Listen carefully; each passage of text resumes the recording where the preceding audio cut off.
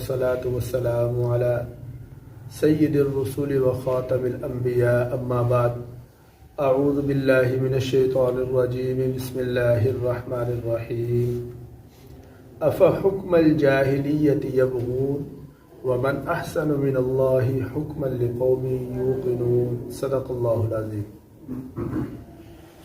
یا رب صلی وسلم دائما ابدا علی حبیبک خیر الخلق کلہم۔ انتہائی عزیز و دوستو، قرآن کریم فرقان حمید سے میں نے آپ حضرات کے سامنے ایک آیت مبارکہ تلاوت کی ہے۔ اللہ تعالیٰ اس آیت مبارکہ میں ارشاد فرماتے ہیں افحکم الجاہلیت یبغون، کیا تم جاہلیت کے فیصلے چاہتے ہو؟ ومن احسن من اللہ حکما لقوم یوقنون، اور اللہ تعالیٰ کے فیصلہ سے بہتر کس کا فیصلہ ہو سکتا ہے اگر تم یقین رکھتے ہو۔ آیت کا مفہوم میں نے آپ کے سامنے عرض کر دیا، اور انشاءاللہ تعالیٰ میری جو گفتگو ہوگی اسی موضوع پر کہ تعلیم یافتہ کون ہے اور جاہل کون ہے قرآن و حدیث کی روشنی میں۔ اس لیے جو احباب بیٹھیں گے، جس موضوع پر میں آپ کی خدمت میں عرض کروں گا اس موضوع پر انشاءاللہ تعالیٰ آپ حضرات کے علم میں کافی ساری معلومات بھی آئیں گی، بہت سارے اشکالات بھی دور ہوں گے۔ یہاں پر قرآن کریم کی اس آیت مبارکہ میں دو اہم لفظ استعمال ہوئے، نمبر ایک حکم اور نمبر دو جاہلیہ۔ افحکم الجاہلیت یبغون، کیا تم جاہلیت کے فیصلے چاہتے ہو؟ تو حکم اور جاہلیہ، ان پر میں ذرا تھوڑی سی بات عرض کرتا ہوں۔ حکم کسے کہتے ہیں؟ ہم یہ سمجھتے ہیں کہ حکم کا معنی صرف قانونی فیصلہ ہے، حکم کرنا، اسی سے ہوتا ہے حکم، فیصلہ کرنا۔ لیکن عربی زبان کے اس لفظ میں بڑی وسعت ہے، چنانچہ عربی زبان کی وسعت سے ہم فائدہ اٹھاتے ہوئے اس کا ذرا ترجمہ کرتے ہیں۔ میں نے عرض کیا کہ ہمارا یہ خیال ہے، جو عام طور پہ عربی جاننے والے حضرات ہیں وہ یہ سمجھتے ہیں کہ حکم کا معنی صرف قانونی فیصلہ ہوتا ہے۔ دیکھیں، عربی زبان میں حکم کا معنی ترجیح دینا بھی ہوتا ہے۔ کیا جی؟ اختیار کرنا بھی ہوتا ہے۔ جہاں حکم کا معنی قانونی فیصلہ ہوتا ہے وہاں حکم کا معنی ترجیح دینا بھی ہوتا ہے۔ تو اب ہم ذرا ترجمہ کرتے ہیں، اگر آپ حضرات کی توجہ ہو تو ان دیگر معنی کے اعتبار سے، کیا تم جاہلیت کے فیصلوں کو پسند کرتے ہو حالانکہ اللہ سے بہتر کون ہے فیصلہ کرنے والا؟ یہ تو حکم کا معنی ہو گیا، قانونی فیصلہ۔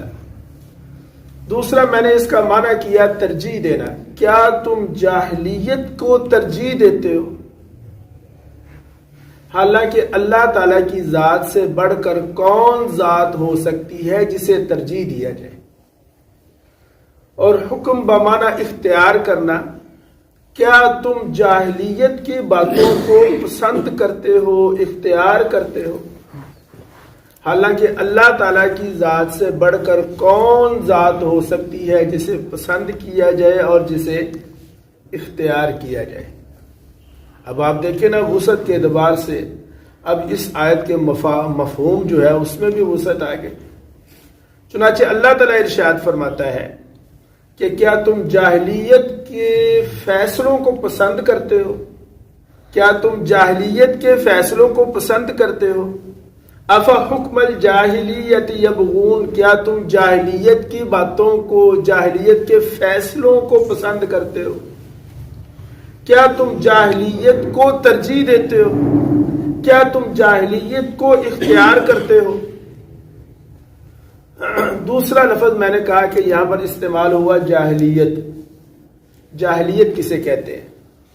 آپ حضرات کی توجہ چاہیے۔ لفظ جاہلیت جب بھی آتا ہے نا جی، تو ہمارا ذہن آج سے 1400 سال پیچھے چلا جاتا ہے۔ ہم یہ سمجھتے ہیں کہ دور جاہلیت سے مراد یہ دور نہیں، پرانا دور ہے، 1400 سال پہلے کا دور، جہاں پہ بت پرستی ہو رہی ہے، بیٹیوں کو زندہ درگور کیا جا رہا ہے، ہاں جی، راہ زنی ہو رہی ہے، جہاں پہ یہ ساری خرابیاں تھیں، وہ دور جاہلیت ہے۔ آج کا دور جاہلیت نہیں ہے، ہمارا یہ ذہن ہے۔ حالانکہ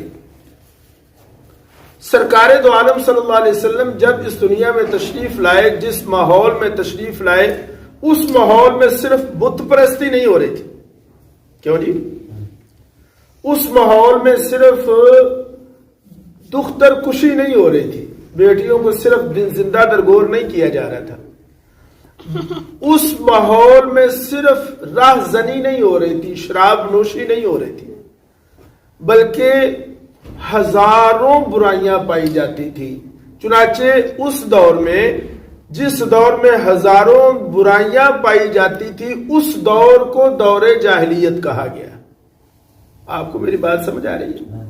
میں پھر عرض کیے دیتا ہوں، ایک دوسرے پیرائے سے ہم یہ سمجھتے ہیں، سرکار دو عالم صلی اللہ علیہ وسلم کی تشریف آوری سے قبل کائنات میں اس دور میں ہزاروں خامیاں تھیں۔ ان ہزاروں خامیوں، ان ہزاروں عیوب پر رد کرنے کے لیے، توجہ یار، ان ہزاروں عیوب پر، ان ہزاروں خامیوں سے ڈرانے کے لیے، ان ہزاروں خامیوں کے نقصانات بتانے کے لیے قرآن کریم نے ایک انتہائی بلیغ لفظ استعمال فرمایا، اور وہ لفظ ہے جاہلیت۔ یعنی قرآن نے یہ نہیں آکھیا کہ اتنے چور بڑے سن، اتنے ڈاکو بڑے سن، اتنے زانی بڑے سن، وہ تو دختر کشی کرتے سن، وہ تو بت پرستی کرتے سن، وہ تو جناب ڈاکے ڈالتے سن، یہ ساری باتیں نہیں کی، لمبی باتیں ہو جاتی، بلکہ ان کی جگہ پر ایک لفظ استعمال فرما دیا جاہلیت کا، کہ جس دور میں یہ ساری باتیں پائی جاتی ہیں وہ دور جاہلیت ہے۔ سرکار دو عالم صلی اللہ علیہ وسلم جب تشریف لائے، اللہ تعالیٰ قرآن پاک میں ارشاد فرماتا ہے وَاذْكُرُوا نِعْمَةَ اللَّهِ عَلَيْكُمْ إِذْ كُنْتُمْ أَعْدَاءً۔ توجہ ہے یار تھوڑی، یاد کرو اس وقت کو، نعمت اللہ علیکم، جب اللہ تعالیٰ نے تم پر احسان کیا، کیا؟ اذ کنتم اعداء، تم آپس میں دشمن تھے۔ آپ جانتے ہیں کہ دور جاہلیت میں وہ ایک آدمی، یعنی پانی پہ لڑائی ہو رہی ہے، وہ سال ہا سال لڑائی چل رہی ہے۔ تو میں یہ عرض کر رہا تھا کہ سرکار دو عالم صلی اللہ علیہ وسلم جس دور میں تشریف لائے، اس دور میں انتہائی خامیاں تھیں۔ تو جو ہے بڑی اہم بات میں نے عرض کرنی ہے، سرکار دو عالم صلی اللہ علیہ وسلم تشریف لائے تو کیا ہوا؟ ان خامیوں کو ختم کر دیا گیا، پھر روشنی کا دور شروع ہوا۔ میں یہ وہ آیت کا ترجمہ کر رہا تھا کہ اللہ فرماتا ہے کہ یاد کرو اس وقت کو کہ جب ہم نے تم پر احسان کیا، اذ کنتم اعداء، تم آپس میں دشمن تھے۔ تم آپس میں کیا تھے؟ فرمایا فألف بین قلوبکم، پھر ہم نے تمہارے دلوں میں محبت ڈالی ایک دوسرے کی، فأصبحتم بنعمتہ اخوانا، اور تم سب پھر آپس میں بھائی بھائی بن گئے۔ وکنتم علی شفا حفرۃ من النار، اور تمہاری حالت یہ تھی کہ تم بالکل جہنم کے کنارے پر پہنچ چکے تھے۔ یعنی ان ساری برائیاں، وہ ساری برائیاں ان میں پائی جاتی تھیں، تم بالکل جہنم کے کنارے پر پہنچ چکے تھے۔ ہم نے اپنے حبیب صلی اللہ علیہ وسلم کو بھیجا، مبعوث فرمایا، اپنی کتاب قرآن کریم نازل کی، فَأَنْقَذَكُم مِّنْهَا، اور تمہیں وہاں سے نجات عطا فرمائی۔ اب آپ اس آیت سے سمجھ گئے ہوں گے کہ آپ صلی اللہ علیہ وسلم کے دور سے پہلے کا جو دور تھا اسے دور جاہلیت اس لیے کہا گیا کہ وہ بالکل جہنم کے کنارے پر پہنچ چکے تھے۔ ڈاکٹر صاحب یہاں پر ایک لفظ استعمال ہوا شفا، ویسے میں عرض کر رہا ہوں، موضوع سے کوئی تعلق نہیں ہے۔ ایک ہوتا ہے شفا، جی ڈاکٹر صاحب کو میں نے اس لیے مخاطب کیا کہ ان کا ماشاءاللہ شعبہ ہے یہ. ہم کسی کے پاس جاتے ہیں تو ہم کہتے ہیں اللہ پاک آپ کو شفا دے. شفا نہیں ہوتا یہ، شفا ہوتا ہے. اس لیے کہ شفا کا تو معنی ہے اللہ آپ کو صحت دے. شفا زبر کے ساتھ ہوتا ہے جہنم کا کنارہ. یہ آیت میں نے ابھی پڑھی، وَكُنْتُمْ عَلَى شَفَا حُفْرَةٍ مِّنَ النَّارِ. ہم کہتے ہیں اللہ تینو شفا دے، یعنی اللہ تینو جہنم دے کنارے تے لے جائے. تو شفا نہیں ہوتا ہے، شفا ہوتا ہے. اغلاط العوام ہے جو لفظ آیا تو میں نے کہا اس لفظ کی بھی اصلاح کر دی جائے. اللہ تعالیٰ قرآن پاک میں ایک جگہ ارشاد فرماتا ہے اَوَ مَنْ كَانَ مَيْتًا فَأَحْيَيْنَاهُ. تم سب مردوں کی طرح تھے. تم سب کیا تھے؟ یعنی تمہارے اندر کوئی انسانوں والی بات ہی نہیں تھی. تم چور تھے، تم ڈاکو تھے، تم زانی تھے، تم دختر کشی کرتے تھے، بیٹیوں کو زندہ گاڑ دیا کرتے تھے، بت پرستی کرتے تھے، تم بالکل مردہ تھے. فَأَحْيَيْنَاهُ، پھر ہم نے تمہیں زندگی بخشی. اور زندگی کیسے بخشی؟ وَجَعَلْنَاهُ نُورًا، تم میں ہم نے اپنا ایک نور بھیجا، یعنی اپنے نبی کو بھیجا، اپنی کتاب کو بھیجا. تو معلوم یہ ہوا کہ وہ دور جاہلیت تھا. اب اس آیت کا میں بڑا ہی جامع ترجمہ کرنے لگا ہوں. ہماری گفتگو کا ایک خاصہ یہ ہوگا کہ ہر آنے والی بات تب سمجھ آئے گی جب پہلی بات سمجھ آ چکی ہوگی. آیت کا مفہوم کچھ یوں بنے گا بھائی صاحب، جیسے میں نے ابھی عرض کیا ان دو آیات کی روشنی میں، کہ اس دور میں ہزاروں خامیاں تھیں تو اس دور کو دور جاہلیت کہا. پھر جب آپ تشریف لائے تو وہ خامیاں ختم ہوئیں تو اسے روشنی کا دور کہا. کیوں جی؟ کیا معلوم ہوا کہ جو دور بھی سنت نبوی سے خالی ہوگا، ہے ہاں جی، جو دور بھی، یعنی جب آپ کی سنت نہیں تھی تو جاہلیت تھی، سنت آ گئی تو روشنی ہو گئی. لہذا جو دور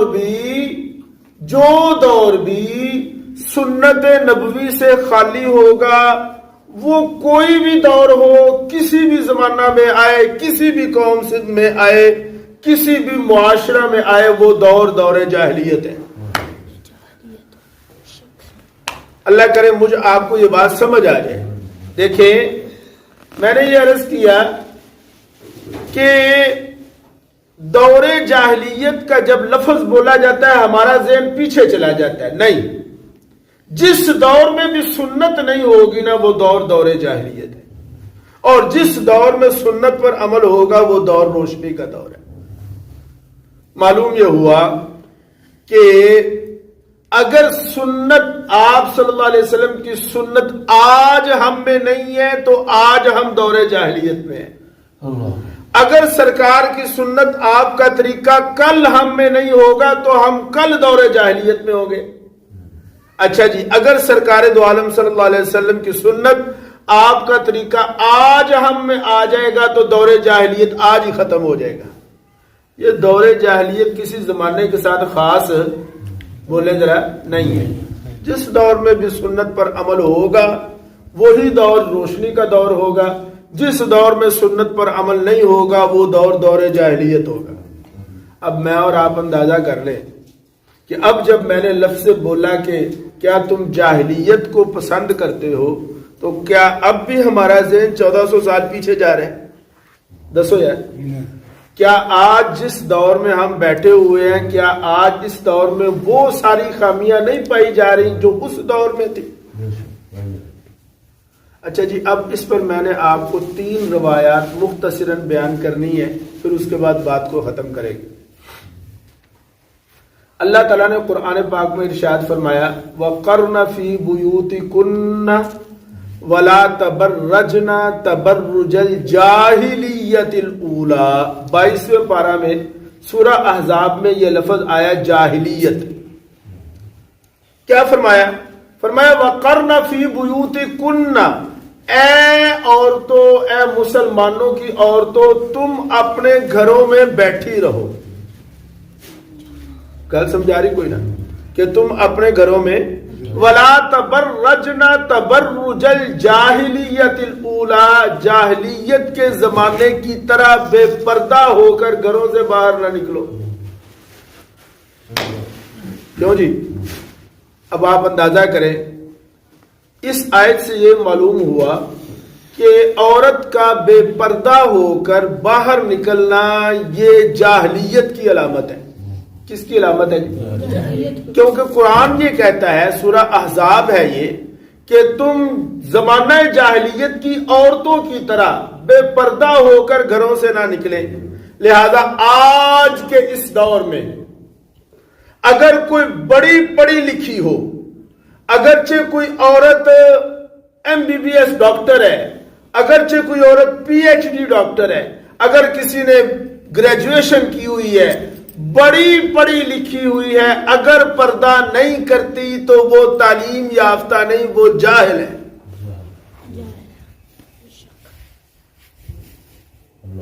وہ تعلیم یافتہ وہ عورت ہے، کچھ نہیں پڑھی، اگر پردے کا اہتمام کرتی ہے تو وہ تعلیم یافتہ ہے، وہ پڑھی لکھی ہے، وہ روشنی کے دور میں ہے. کیونکہ قرآن کہتا ہے کہ بے پردہ ہو کر گھروں سے باہر نکلنا یہ جاہلوں کی عادتیں ہیں، یہ پڑھے لکھے کا کام نہیں. ایک حوالہ ہو گیا، دوسرا حوالہ سن لیں. حضرت جابر ابن عبداللہ رضی اللہ تعالیٰ عنہ ارشاد فرماتے ہیں کہ قال کنا فی غزوۃ، ہم ایک غزوہ میں تھے، کسی لڑائی میں تھے. کہتے ہیں دو بندوں کے درمیان آپس میں جھگڑا ہو گیا. ان میں ایک مہاجر تھا اور ایک انصاری تھا. ٹھیک ہے نا جی؟ اب جب دو کا جھگڑا ہوا تو مہاجر نے یہ کہا یا للمہاجرین، او میرے مہاجر بھائیو ادھر آؤ، میری لڑائی ہو گئی، میرا ساتھ دو.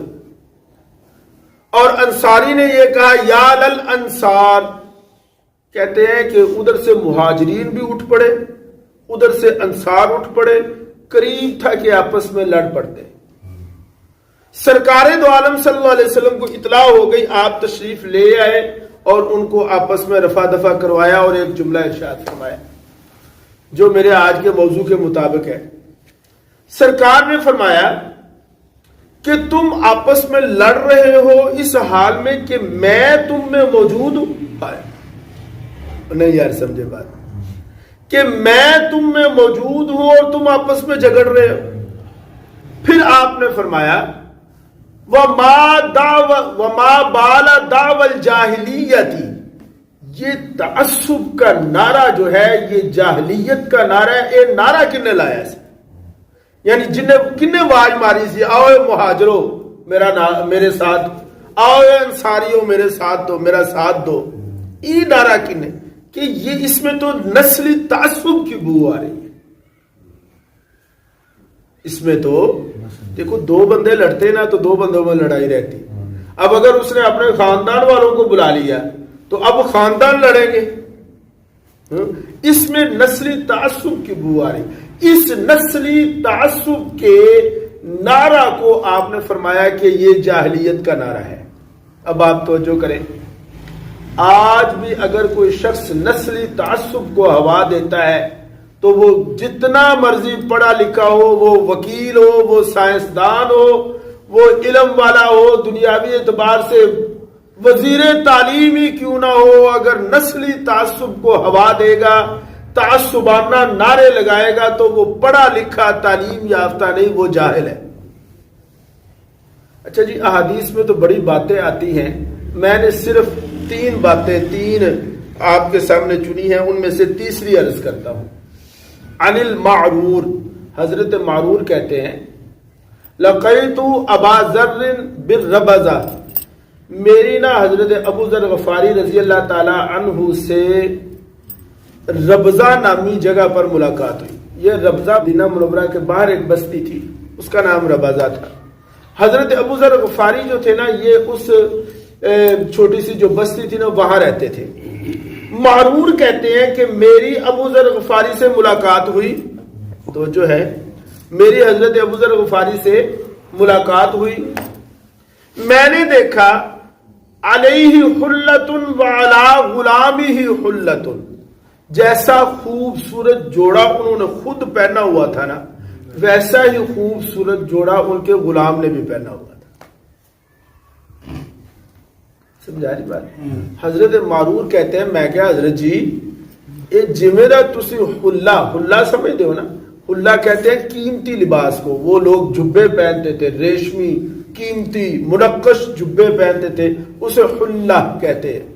میں نے کہا حضرت جی جیسا عمدہ لباس آپ نے خود پہنا ہوا ہے ویسا ہی عمدہ لباس آپ کے غلام نے پہنا ہوا ہے، ایک ہی چکر ہے۔ حضرت ابو ذر غفاری رضی اللہ تعالیٰ عنہ کہتے ہیں کہ میں اس کا اکرام کرتا ہوں۔